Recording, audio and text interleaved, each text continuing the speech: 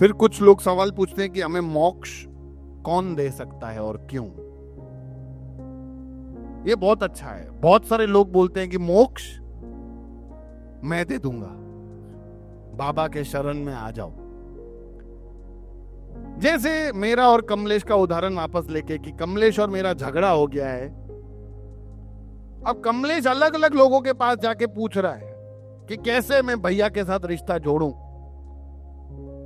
और वो उसको ऐसा सलाह देते हैं कि ये कर वो कर, तो तेरे को तेरा भैया के साथ रिश्ता जुड़ जाएगा। मैं सोचता हूं हमारा समझ इतना नीचे चला गया है कि हम ये भी नहीं सोच पा रहे कि मोक्ष यानी उद्धार का मतलब होता है मुझे ईश्वर के साथ रिश्ता जोड़ना है। तो मुझे किससे पूछना है कि रिश्ता कैसे जोड़ना है? कौन बता सकता है? अभी मेरे से अगर कमलेश को रिश्ता जोड़ना है तो इसको क्या करना चाहिए? कौन बताएगा इसको? कौन बताएगा? मैं ही बताऊंगा, क्योंकि रिश्ता किसके साथ टूटा है? इसका मेरे साथ। तो ये जोड़ना कैसे है वो बताएगा कौन? मैं। मोक्ष यानी ईश्वर के साथ रिश्ता जोड़ना, तो हमें बताएगा कौन ईश्वर के साथ रिश्ता कैसे जोड़ना है? खुद ईश्वर। लेकिन हम अलग अलग काम करते रहते हैं, अलग अलग लोगों के पास जाते हैं, अलग अलग बातों में पड़ जाते हैं। फिर वो जैसे सलाह देते हैं, ये मंदिर में जाओ, ये गुरुद्वारे में जाओ, ये चर्च में जाओ, ये फलानी जगह जाओ, फिर हम वैसा कर लेते हैं और हमें लगता है कि हम ईश्वर को पालेंगे। लेकिन हमें समझना है कि ईश्वर से अगर हमें रिश्ता चाहिए, जोड़ना है, तो वो सिर्फ और सिर्फ ईश्वर ही बता सकता है कि हमें उसके साथ रिश्ता कैसे जोड़ना है। मुझे घर पे बुलाओगे तो क्या बनाओगे? हाँ?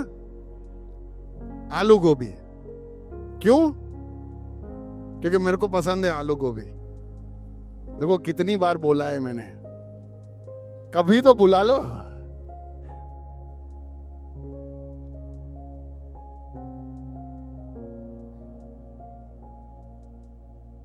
वैसे ही आप हमें ईश्वर से पूछना है, ईश्वर मैं तुझसे रिश्ता जोड़ना चाहता हूं, मैं क्या करूं?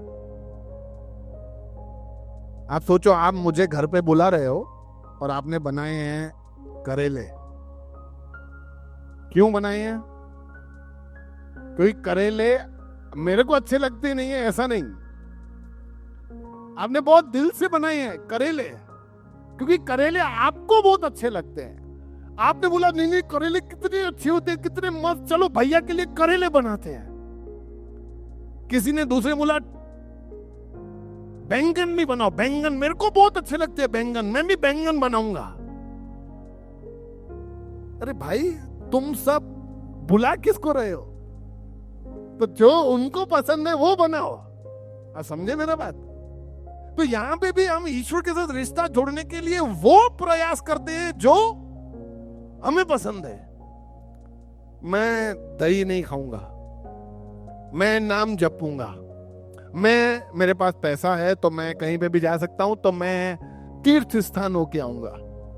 तो ये सब चीजें हम वो कर रहे हैं जो हमको पसंद है, जबकि हमें करना वो चाहिए जो ईश्वर ने कहा है। तो इसीलिए हमें समझना है कि हमें और कोई भी मोक्ष नहीं दे सकता, क्योंकि हमें ईश्वर के साथ रिश्ता जोड़ना है। तो हमें सिर्फ ईश्वर ही राह दिखा सकता है और बता सकता है कि हमें कैसे मोक्ष मिलेगा। मोक्ष पाने का रास्ता कैसा होगा? उससे पहले एक और बात कि कुछ लोग ऐसा भी सोचते हैं कि भैया मेरे को मोक्ष चाहिए ही नहीं, तो ये मेरे को जफा ही नहीं चाहिए, क्या झंझट है, पापी हूं, फिर रिश्ता जोड़ना है, मेरे को जोड़ना ही नहीं है। बोला ठीक है, तुम्हारी इच्छा, तुम्हारी मर्जी।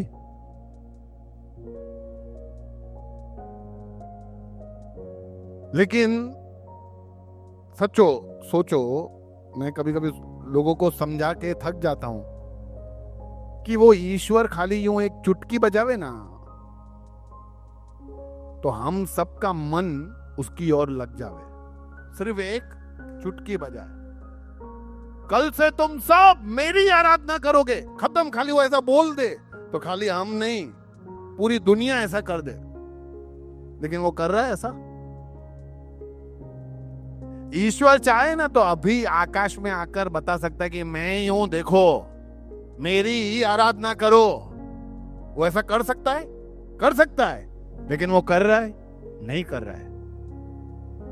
वो नहीं चाहता तुम दबाव में आकर डिसीजन लो। वो चाहता है तुम भावना समझ और फिर तुम्हारी इच्छा से तुम निर्णय लो।